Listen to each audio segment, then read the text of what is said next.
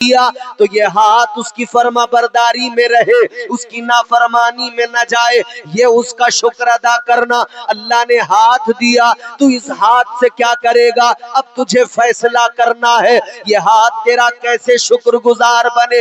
یہ ہاتھ اگر شراب کے گلاس اٹھانے لگا تو ناشکری ہے، یہ ہاتھ اگر جوئے کے پتے ہاتھ میں اٹھانے لگا یہ ناشکری ہے، یہ ہاتھ اگر کسی اور انسان ہی نہیں، اس نے ہمیں صاحب ایمان بنایا۔ اپنے آپ کو مومن بہت لوگ کہتے ہیں، اللہ تعالیٰ نے ہمیں سنی صحیح العقیدہ مسلمان بنایا۔ یہ ایمان جو ہے یہ بڑی دولت ہے۔ ایمان بازاروں میں نہیں بکتا، کہیں سے ایمان خریدا نہیں جاتا کہ ہم وہاں سے ایمان خرید کر لے آئیں۔ اپنے ایمان کو خود سنوارا جاتا ہے، خود اسے پختگی دی جاتی ہے، خود اسے مضبوط کیا جاتا ہے۔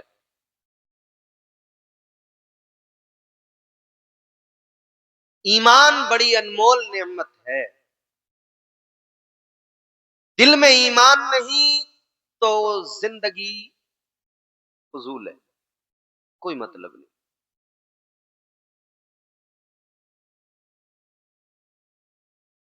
عزیزو،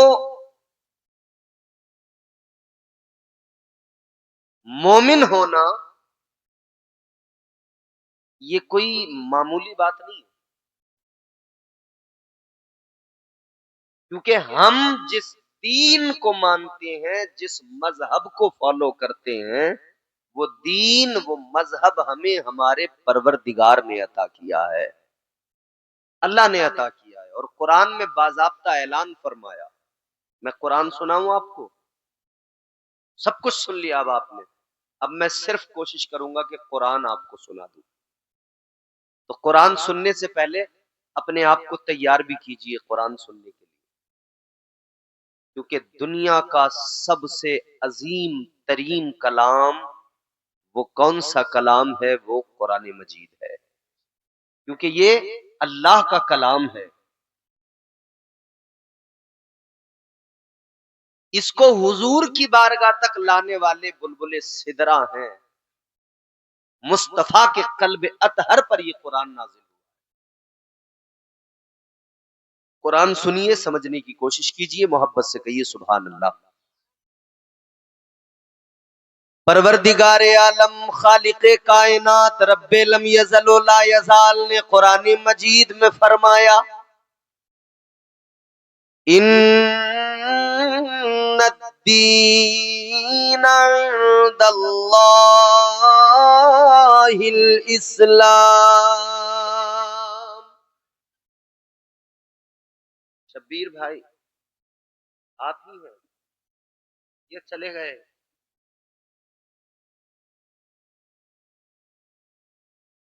تھوڑا سا ہلکا سا ایکو، بس ہلکا سا، کوئی نہیں، بہت اچھا مائک آپ کا۔ پروردگار عالم نے قرآن مجید میں فرمایا،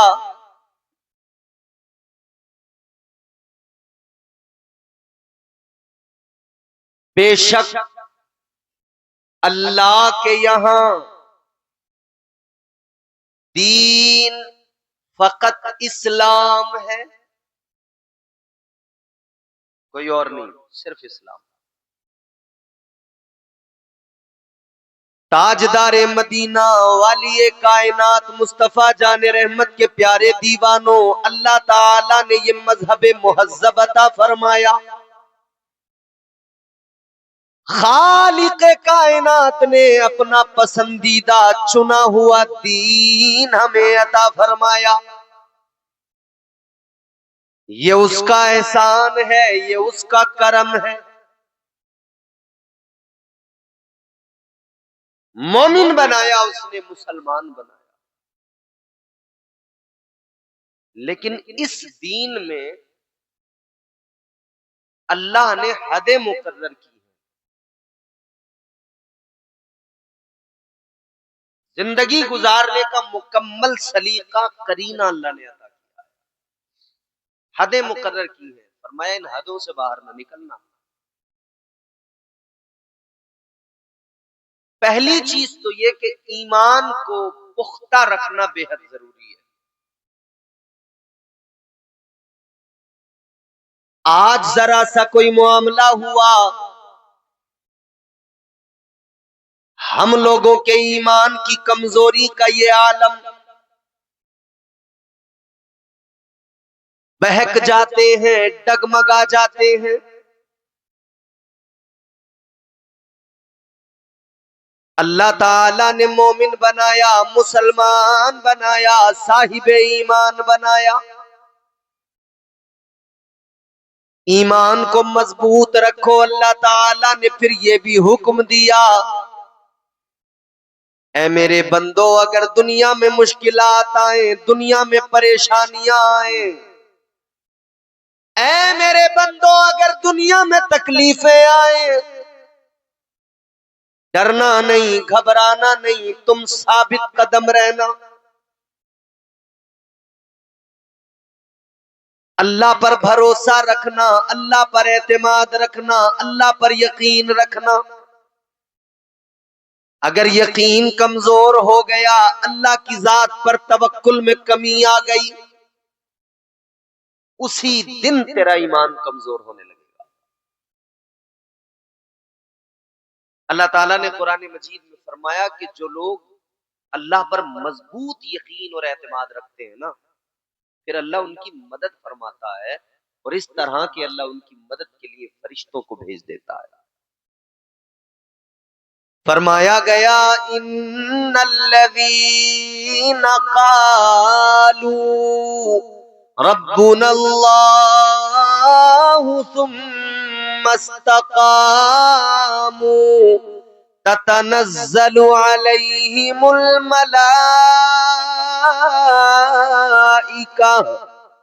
اللہ تعالیٰ نے قرآن مجید میں فرمایا، رب کا اعلان، رب کا قرآن کہتا ہے، وہ لوگ جنہوں نے کہا ہمارا رب اللہ ہے، اور وہ اس پر مضبوطی سے ڈٹے رہے، قائم رہے، ان کا عقیدہ مضبوط رہا، اللہ تعالی پر انہوں نے مضبوط یقین، مضبوط بھروسہ رکھا، فرمایا گیا پھر اللہ ان کی مدد فرماتا ہے، فرشتوں کو بھیج دیتا ہے، اللہ تعالیٰ فرشتوں کا نزول فرماتا ہے، اللہ تعالیٰ فرشتوں کو بھیج دیا کرتا ہے۔ عزیزان گرامی وقار، مسلمان ہو، ایمان والے ہو، اللہ پر مضبوط یقین رکھنے کی ضرورت ہے۔ ہر مشکل وقت میں اللہ کو یاد کیا کرو، ہر پریشانی میں اللہ کو یاد کیا کرو، کیونکہ مشکلات میں آسانیاں پیدا کرنا یہ فقط پروردگار کا کام ہے، مشکلوں سے آپ کو اور مجھے نکالنا یہ میرے اللہ کا کام ہے۔ یاد رکھنا، جس نے اللہ پر یقین رکھا، جس نے اللہ پر اعتماد رکھا، جس نے اللہ پر اپنے یقین کو مضبوط کر لیا، اللہ تعالیٰ اسے دنیا میں بھی کامیاب فرماتا ہے، اللہ تعالیٰ اسے آخرت میں بھی عزتیں عطا فرماتا ہے۔ تاجدار مدینہ کے غلاموں، ذرا آپ تاریخ اٹھا کر دیکھو، آپ اگر پیچھے جائیں اصحاب مصطفیٰ کے زمانے پہ نظر ڈالیں، تاجدار مدینہ کے غلاموں کو دیکھیں، اللہ اللہ ان کا یقین کتنا مضبوط ہے، ان کے ایمان کی طاقت کا کیا عالم ہے۔ اللہ اکبر، جب سارا زمانہ ان کا دشمن، جب سارا زمانہ ان کا مخالف، انہوں نے ایسے عالم میں بھروسہ کیا تو کس پر کیا؟ فقط اللہ اور اس کے رسول پہ بھروسہ کیا۔ اے لوگوں، اس وقت کی بڑی بڑی طاقتیں، اس وقت کے سردار دولت والے، اس وقت کے بڑے بڑے سرمایہ دار، بڑے بڑے امیر کبیر لوگ مسلمانوں کے مخالف، مسلمانوں کے جانی دشمن، مگر اللہ تعالیٰ نے ان مسلمانوں کو عزت دی، اللہ نے بدر میں بھی عزت عطا فرمائی۔ کیا تھا ان مسلمانوں کے پاس میں؟ ذرا غور تو کرو۔ آج پریشانیوں گرانیوں میں ہم اور آپ شکوے بہت کیا کرتے ہیں. آج ذرا سا کوئی مسئلہ ہو جائے ہمارے آپ کی زبان پر نہ جانے کتنی شکایتیں ہوتی ہیں. ہماری نافرمانیاں بڑھتی جا رہی ہے. عزیزان گرامی وقار، ذرا ذرا سے معاملات، ہماری زبان پر بڑے بڑے الفاظ، بڑے بڑے جملے، مگر سوچو ذرا میرے آقا کے صحابہ کا عالم کیا. میدان بدر کے اندر 313 اتر گئے، جانتے تھے ہمارے سامنے جو آنے والے ہیں وہ بڑی طاقت والے لوگ ہیں. جو ہمارے مقابلے میں آ رہے ہیں وہ بڑے پاورفل لوگ ہیں. جو ہمارے مقابلے میں آ رہے ہیں ان کے پاس چمچماتی تلواریں ہیں. ان کے پاس کیا تھا؟ ٹوٹی ہوئی تلواریں. ان کے پاس کیا تھا؟ ٹوٹے ہوئے نیزے. کیا تھا ان کے پاس میں؟ اے لوگوں، ظاہر میں ان کے پاس میں تلواریں نہیں تھی، مگر ایک بڑی چیز تھی، اور وہ بڑی چیز یہ انہیں اللہ کی ذات پہ بھروسہ تھا.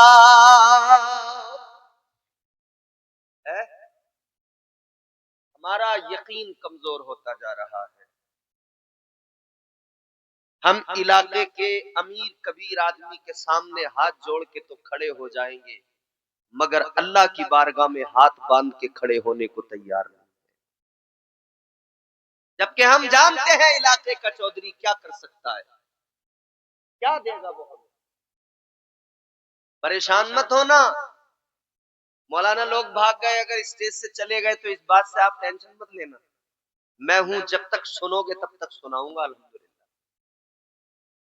اگر آدمی 10 بھی رہ جاتے نا، اتنے بھی نہیں ہوتے، 10 بھی ہوتے، اور وہ کہتے ہمیں سننا ہے، تو پھر میں انشاءاللہ اسی طرح سے سناتا جس طرح سے میں سناتا ہوں، اور ابھی بھی اسی طرح سے انشاءاللہ آپ کو سناؤں.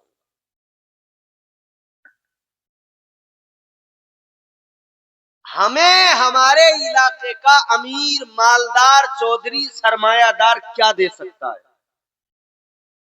یا کوئی بھی کیا دے سکتا ہے؟ کوئی انسان کسی انسان کو کیا دیتا ہے؟ آدمی صرف بہانہ ہے، خدا دیتا ہے. بے شک، سبحان اللہ. دینے والی ذات تو اللہ تعالیٰ کی ہے، وہ دینے پر آ جائے تو فقیروں کو بادشاہ بنا دے. بولو، بنایا نہیں اس نے چائے والے کو؟ اسی نے تو بنایا. وہ نوازنے پہ آئے تو نواز دے زمانہ، وہ نوازنے پہ آئے تو نواز دے زمانہ. وہ کریم ہی جو ٹھہرا تو کرم کا کیا ٹھکانہ. بے شک، سبحان اللہ، سبحان اللہ. وہ نوازے تو پھر کیا بات ہے، وہ نوازے تو پھر کیا کہنا. کیونکہ دنیا میں کوئی کتنا ہی امیر کیوں نہ ہو، کوئی کتنا ہی مالدار کیوں نہ ہو، آخر اس کا خزانہ کم ہوتا جاتا ہے. وہ اپنے مال سے نکالے گا، خزانے سے جتنا نکالے گا خزانہ اتنا کم ہوتا جائے گا، اتنا کم ہوتا جائے گا. کیا آپ نے دیکھا نہیں جو 100 سال پہلے بڑے مالدار تھے، انہوں نے خزانے جب کم کرنے شروع کیے تو ان کے ختم ہو گئے. ان کے پاس آج کچھ نہیں بچا، زمینداریاں ختم ہو گئی، ان کے مال و دولت سب ختم ہو گئے.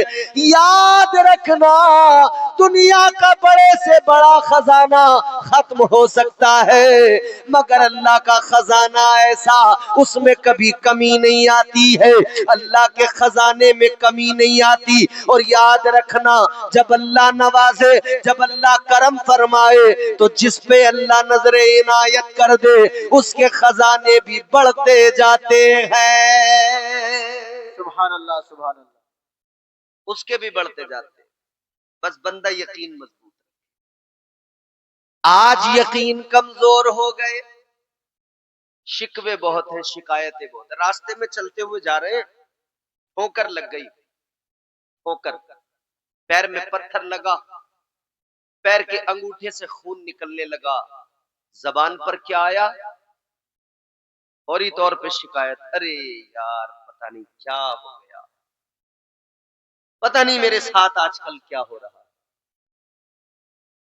نہ میرے بھائی شکوہ نہ کیا کرو، بلکہ اللہ کا شکر ادا کیا کرو ہر حال میں۔ آج ہماری زبانوں پر شکر کے کلمے نہیں ہیں، اور جانتے ہو شکر کا مفہوم کیا ہے؟ شکر کا مفہوم، شکر سے زندگیاں خالی ہیں ہماری، اللہ کا شکر ادا نہیں کرتے۔ اللہ کا شکر ادا کرنا ضروری ہے۔ جس حال میں اللہ رکھے اس میں راضی رہو، جس حال میں پروردگار رکھے اس میں اس کا شکر ادا کرو۔ جب بندہ صابر و شاکر ہو جاتا ہے، اللہ تعالیٰ اس کے مقام کو بلند کر دیتا ہے، اللہ تعالیٰ اسے عزتوں کی مسندیں عطا فرما دیتا ہے۔ مگر شکر صرف یہی نہیں ہوتا کہ آپ نے زبان سے کہہ دیا یا اللہ تیرا شکر ہو گیا، اتنے میں شکر ادا نہیں ہوتا، بلکہ فرمایا گیا شکر کا صحیح طریقہ کیا ہے؟ فرمایا شکر کا صحیح طریقہ یہ ہے، اللہ تعالیٰ نے، پروردگار عالم نے جو بھی آپ کو نعمتیں عطا کی، اللہ نے جن جن نعمتوں سے نوازا، ان نعمتوں کے ذریعے اس کا شکر ادا کیا جائے۔ کس طرح سے؟ اللہ نے آپ کو ہاتھ عطا کیا تو یہ ہاتھ اس کی فرما برداری میں رہے، اس کی نافرمانی میں نہ جائے، یہ اس کا شکر ادا کرنا۔ اللہ نے ہاتھ دیا، تو اس ہاتھ سے کیا کرے گا؟ اب تجھے فیصلہ کرنا ہے یہ ہاتھ تیرا کیسے شکر گزار بنے۔ یہ ہاتھ اگر شراب کے گلاس اٹھانے لگا تو ناشکری ہے، یہ ہاتھ اگر جوئے کے پتے ہاتھ میں اٹھانے لگا یہ ناشکری ہے، یہ ہاتھ اگر کسی مظلوم کے اوپر اٹھنے لگا یہ ناشکری ہے۔ ہاں شکر کیا ہے؟ اس ہاتھ کے لیے شکر یہ ہے کہ یہ ہاتھ جب بھی اٹھے لوگوں کی سلامتی کے لیے اٹھے، یہ ہاتھ جب بھی اٹھے غریبوں کی مدد کے لیے اٹھے، یہ ہاتھ جب بھی اٹھے یتیموں کے سروں پر دست شفقت رکھنے کے لیے اٹھے، یہ ہاتھ جب بھی اٹھے اپنی ماں کے پیر دبانے کے لیے اٹھے، یہ ہاتھ جب بھی اٹھے باپ کے پیروں کو دبانے کے لیے اٹھے، یہ ہاتھ جب بھی اٹھے قرآن کریم ہاتھ میں اٹھانے کو اٹھے، یہ ہاتھ جب بھی اٹھے اللہ کے نبی کی حدیثوں کو ہاتھ میں پکڑنے کو اٹھے۔ یاد رکھنا اس ہاتھ کا شکر یہ ہے، اگر اس کا تو نے وہ طریقہ اختیار نہیں کیا، اگر یہ ہاتھ شکر گزار نہ بن سکا تو یاد رکھنا یہ ہاتھ خود میدان قیامت میں اللہ کی عدالت میں گواہی دے گا۔ یہ ہاتھ کہے گا یا اللہ اے میرے پروردگار اس نے مجھے شکر گزار بننے نہیں دیا۔ بے شک نعرے تکبیر، نعرے تکبیر، نعرے رسالت، نعرے رسالت، علماء اہل سنت، نوجوانان چونی کمیٹی، نعرے تکبیر، نعرے رسالت۔ اچھا اب ایمانداری سے خود فیصلہ کر لو اور خود سوچو یہ ہمارا ہاتھ جس لیے اٹھنا چاہیے تھا کیا اس لیے اٹھ رہا ہے؟ ہمارا ہاتھ اٹھ رہا ہے چوریاں کرنے کو، ہمارا ہاتھ اٹھ رہا ہے لوگوں کو تکلیف پہنچانے کو۔ اللہ تعالیٰ نے یہ آنکھیں عطا کی، ان کا کام کیا ہے؟ دیکھنا۔ یہ آنکھوں میں جو پتلیاں رکھی ہیں اللہ نے یہ نہیں دیکھتی، یہ نہیں دکھاتی، غلط فہمی ہے آپ کی۔ اگر کوئی آدمی یہ سمجھتا ہو کہ آنکھوں میں جو پتلیاں ہیں یہ دکھاتی ہیں، نہیں نہیں، جو لوگ نابینا ہوتے ہیں ان کی آنکھوں میں بھی پتلیاں ہوتی ہیں۔ کیوں؟ اے لوگوں یاد رکھو آنکھوں کا کام دکھانا، مگر فقط یہ آنکھیں نہیں دکھاتی، ان آنکھوں پر جب اللہ کا کرم ہوتا ہے تب یہ دکھانے لگ جاتی ہے. یعنی آنکھوں کی پتلیوں کا کام دکھانا نہیں بلکہ اللہ کی رحمت شامل ہو تب ان آنکھوں سے نظر آتا ہے، ورنہ آنکھ والے بھی نہیں دیکھ پاتے. آنکھوں کا کام دیکھنا.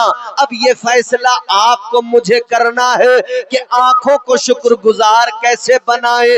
یہ آنکھیں کیسے شکر گزار بنے گی تو پتہ یہ لگے گا، مزاج یہ ملے گا. ان آنکھوں کو شکر گزار بنانے کا طریقہ یہ وہ دیکھو جو اسلام دکھانا چاہتا ہے، جو قرآن دکھانا چاہتا ہے، جو مصطفیٰ کی شریعت دکھانا چاہتی ہے، بس وہ دیکھو، اس کے علاوہ کچھ نہ دیکھو. اب اسلام کیا دکھانا چاہتا ہے؟ ان آنکھوں سے دیکھ تو پاک مناظر دیکھ لے، ان آنکھوں سے دیکھ تو اللہ کا گھر کعبہ دیکھ لے، ان آنکھوں سے دیکھ تو مصطفیٰ کا پیارا گنبد دیکھ لے، گنبد خضرا دیکھ لے، ان آنکھوں سے مصطفیٰ کی جالیاں دیکھ لے، ان آنکھوں سے اللہ کا قرآن دیکھ لے، ان آنکھوں سے حدیث کی کتابیں دیکھ لے، ان آنکھوں سے تو بزرگوں کی کتابیں دیکھ لے، ان آنکھوں سے اپنے گاؤں کی مسجد دیکھ لے، ان آنکھوں سے محبت کے ساتھ مسکراتے ہوئے باپ کا چہرہ دیکھ لے، ان آنکھوں سے مسکراتے ہوئے محبت کے ساتھ ماں کا چہرہ دیکھ لے. اگر تم مسکرا کر محبت سے اپنے ماں باپ کے چہرے کو دیکھے گا اللہ تجھے حج مقبول کا ثواب عطا فرمائے گا. مگر میرے عزیز اللہ نے آنکھیں تجھے یہی سب دیکھنے کے لیے دی ہے. اب تو اپنی آنکھوں کی حفاظت خود کر لے، اپنی آنکھوں کا محافظ خود بن جا. بڑے افسوس کی بات ہے آج ہماری آنکھوں کو جو دیکھنا چاہیے تھا وہ نہیں دیکھ رہی ہے. صبح سے لے کر شام تک ہماری آنکھیں دیکھ کیا رہی ہے؟ موبائل پر گندے مناظر دیکھ رہی ہیں. بتائیے یہ آنکھیں کل قیامت کے دن اللہ کی عدالت میں کہیں گی نہیں یا اللہ اس نے ہمیشہ موبائل کی گندی تصویریں سامنے رکھی، مالک یہ مجرم ہے. اللہ تعالیٰ نے قرآن مجید میں اعلان فرمایا الیوم نختم علی افواہہم وَتُكَلِّمُنَا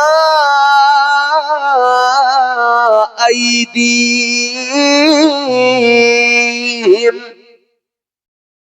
اللہ کا قرآن کہتا ہے قیامت کے دن نا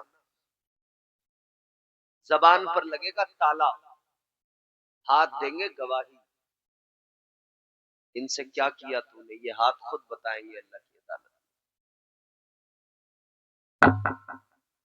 کیونکہ زبان سے آدمی مکر جاتا ہے. اچھا اللہ کی عدالت میں تو مکر نہیں سکتا، یہاں کی عدالتوں میں بھلے مکر جاتا،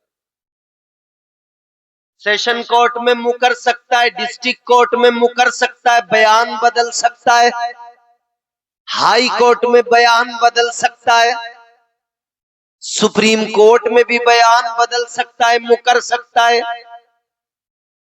مگر یاد رکھو ایک سب سے بڑی عدالت ہے جو احکم الحاکمین کی عدالت ہے، جو اللہ کی عدالت ہے. وہاں تو مکر نہیں سکتا. جو کچھ یہاں کیا سارا کا سارا اللہ کی عدالت میں سب کچھ سامنے ہوگا، دفتر رکھے ہوئے ہوں گے، مکرنے کا کوئی راستہ ہی نہیں نکلے گا، بچ ہی نہیں سکتا، کوئی صورت ہی نہیں ہے بچنے کی، گنجائش ہی نہیں. آنکھیں بڑی خطا کرتی ہیں، آنکھیں پہلی مجرم ہوتی ہیں. اور یہ بڑی مشہور سی بات ہے. ایک آدمی نے نا ایک پھل توڑ لیا ایک درخت، تو یہ چوری تھی، کسی کے باغ سے چوری سے پھل توڑ لیا، تو اسے پکڑا تو مارا تو اس کی آنکھوں میں آنسو آئے. یہ بھی یاد رکھنا، جرم کا آغاز جہاں سے ہوتا ہے، جرم کی سزا تکلیف کے اثرات بھی اسی جگہ سے وہیں سے ظاہر ہوتے ہیں. یعنی آنکھ ہی کسی چیز کو دیکھتی ہے نا. پہلے کسی کی جیب سے 100 کا نوٹ نکل کے گر گیا، آنکھوں نے دیکھا. جب آنکھوں نے دیکھا 100 کا نوٹ پڑا ہوا ہے تو دل اب یہاں طبیعت میں مزاج میں کھوٹ آ گیا. کبھی 100 روپے ہیں اٹھا لو، پتہ بھی نہیں لگے گا کسی کو، آرام سے چائے پیئیں گے، ناشتہ کریں گے، مزہ آ جائے گا. پہلا کام آنکھوں کا، ان آنکھوں کی حفاظت جس نے کر لی وہ بہت بہت بہت بڑے بڑے گناہوں سے بچ سکتا ہے. موبائل اپنے آنکھوں کے سامنے کیا، آنکھوں نے دیکھا. جب آنکھوں نے گندے مناظر دیکھے، جب آپ نے موبائل میں ناچتی ہوئی لڑکیاں دیکھی، ان کے ننگے بدن دیکھے، تو جوان کا دل پھر جو ہے گڑبڑا گیا. پہلا قصور کس کا؟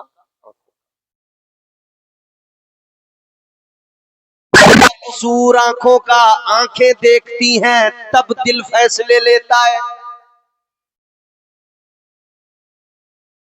دل اگر تیرے قابو میں نہیں ہے تو نفس اسے بہکا کے غلط فیصلہ سنائے گا، اور وہ غلط فیصلہ تجھے گناہوں کے دلدل میں دھکیلے گا.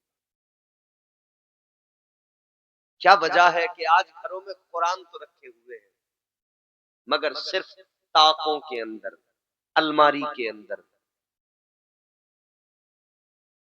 ہر وقت ہاتھ میں موبائل ہے مگر قرآن دن میں ایک بار بھی نہیں اٹھایا جا رہا.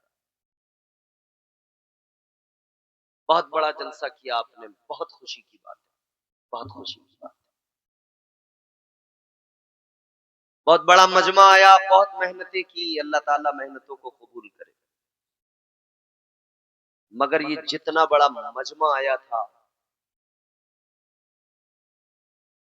جتنے لوگ آئے تھے آ کر چلے گئے، اور جتنے آپ باقی ہیں سب اپنے آپ، خود اپنے آپ سے اپنے بارے میں سوال کر لیں.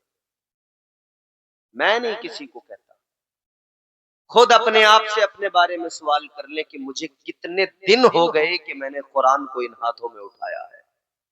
کتنے دن ہو گئے؟ مہینوں گزر گئے، رمضان جب آیا تھا تب ہم نے ہاتھوں میں قرآن اٹھایا تھا، تب تھوڑا بہت قرآن پڑھا تھا. اب رمضان سامنے آنے کو ہے، تب سے ہمارے ہاتھوں میں قرآن نہیں آیا. بدقسمتی ہے ہماری، تم جانتے نہیں عزیزو، آج ہم قرآن ہاتھوں میں اٹھانے کو تیار نہیں، قرآن پڑھنے کو تیار نہیں. کل بڑے ظلم ہو رہے تھے، صحابہ کو مارا پیٹا جا رہا تھا، اور کافر یہ کہتے تھے قرآن نہ پڑھنا، قرآن کی تلاوت نہ کرنا. وہ ظلم تو سہتے تھے مگر اللہ کے قرآن کی تلاوت کیا کرتے تھے. عزیزان گرامی وقار، آج ہم نے تو سوچ لیا یہ مدرسے میں پڑھنے والے مولوی، یہ مدرسے میں پڑھانے والے مولوی، پڑھنے والے طلبہ یہ کافی ہیں قرآن پڑھنے پڑھانے کے لیے. جب کسی کا انتقال ہو جاتا ہے ہمارے پاس فون کرتے لوگ، حضرت قرآن چاہیے، حضرت کچھ پارے ہو تو دیجئے، ایصال ثواب کرنا ہے، حضرت کلمہ شریف پڑھا ہو تو دیجئے، ایصال ثواب کرنا ہے، حضرت اگر آیت کریمہ پڑھی ہو تو دیجئے، ایصال ثواب کرنا ہے، حضرت اگر کچھ ذکر و اذکار کیا ہو تو دیجئے، ایصال ثواب کرنا ہے. اے میرے مومن بھائیوں، کتنے شرم کی بات ہے، فون کر کر کے ادھر ادھر کہا جا رہا ہے قرآن پڑھا ہو تو کچھ پارے دیجئے، قرآن پڑھا ہو تو کچھ پارے دیجئے. ہائے کتنے شرم کی بات ہے، ادھر ادھر قرآن کے پارے مانگنے والے، ادھر ادھر سے قرآن کی تلاوت مانگ کے کرانے والے. یہ سوچ لے تو بھی تو قرآن پڑھ سکتا تھا، تیرے گھر والے بھی قرآن پڑھ سکتے تھے، تیرے رشتہ دار بھی قرآن پڑھ سکتے تھے.